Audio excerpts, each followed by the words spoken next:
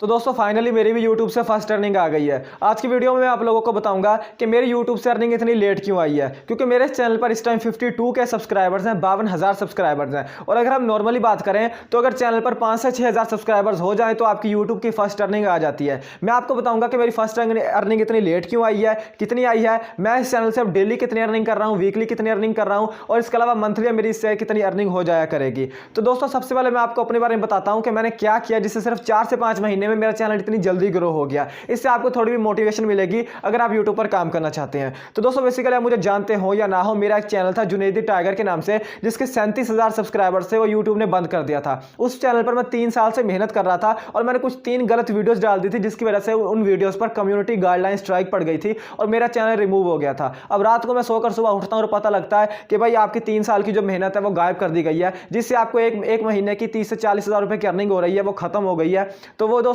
बंदे को कितना बुरा लगता है। तो दोस्तों मैं तकरीबन 1 से 1.5 घंटे रोता रहा था कि यार 3 साल की मेहनत सिर्फ 1 से 2 मिनट के अंदर जाया कर दी गई है।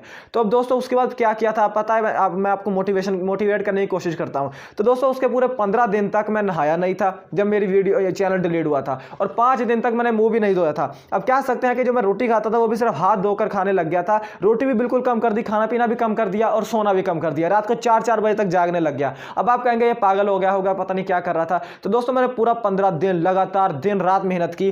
जिस टाइम मेरा चैनल बंद हुआ 1 घंटे रोने के बाद मैंने दोबारा एक न्यू चैनल क्रिएट किया और उसके ऊपर एक दिन की 20-20 वीडियोस डालने लगा। पहले 10 दिन के अंदर मैंने अपने चैनल पर 200 वीडियोस अपलोड कर दी थी।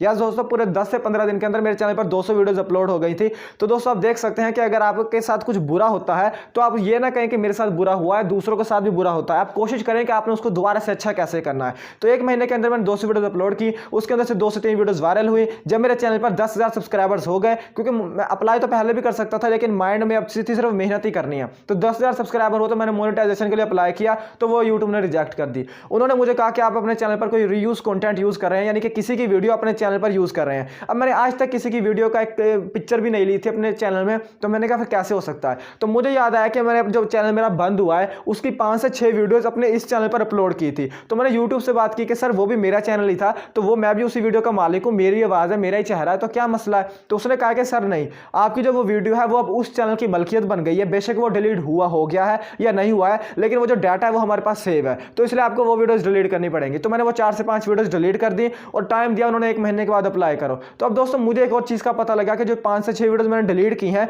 वही वो वीडियोस थी जिनकी वजह से मेरा वॉच टाइम कंप्लीट हो रहा था। अगर मैं उनको डिलीट कर देता तो दोस्तों मेरा जो चैनल था वो मोनेटाइज नहीं हो सकता था, क्योंकि मेरा वॉच टाइम कम हो जाना था। तो दोस्तों मैंने क्या किया कि जो मेरे चैनल पर वायरल वीडियोस थी और जो किसी मेरे दूसरे चैनल का रीयूज कंटेंट था, मैंने उससे रिलेटेड टॉपिक्स पर वीडियो बनानी शुरू कर दी। अब दोस्तों यूट्यूब का एक एल्गोरिथम है कि अगर आपके चैनल पर एक वीडियो वायरल है और उसी टॉपिक पर अगर आप एक और वीडियो डालते हैं तो 70% श्योरिटी होती है कि वो वीडियो वायरल हो जाती है। उसी जो 5 टॉपिक मेरे चैनल पर वायरल थे, उन्हीं 5 टॉपिक्स पर मैंने अपने चैनल पर और अच्छी इंप्रूवमेंट करके वीडियो अपलोड की, तो वो वीडियो वायरल हो गई। जैसे वो वीडियो वायरल हुई मैंने पिछली वीडियोस डिलीट कर दी। 1 महीने के बाद मेरा वॉच टाइम कंप्लीट हो गया और मैंने मोनेटाइजेशन के लिए अप्लाई कर दिया। अब दोस्तों मैं बहुत खुश था कि भाई अब 4 से 5 दिन में मेरा चैनल मोनेटाइज हो जाएगा, लेकिन 4 से 5 दिनों के बाद दोबारा मैसेज आता है कि आपका चैनल रीयूज कंटेंट की वजह से रिजेक्ट कर दिया गया है। अब पीछे 3 महीने से मैं मेहनत कर रहा हूं, 2 महीने इन्होंने मेरे वैसे निकाल दिए, 5 महीने के अंदर मेरी कोई भी मोनेटाइजेशन ऑन नहीं हुई। मेरे चैनल पर 20,000 सब्सक्राइबर्स हो गए। लोग मुझे कह रहे हैं कि ये पागल हो गया, ये कोई काम नहीं कर रहा है, वेला फिर रहा है। घर वाले भी कहने लग गए थे कि यार अब जब बंद हो गया तो छोड़ो इसे और कोई और काम करो। मैंने कहा नहीं भाई यही करना है।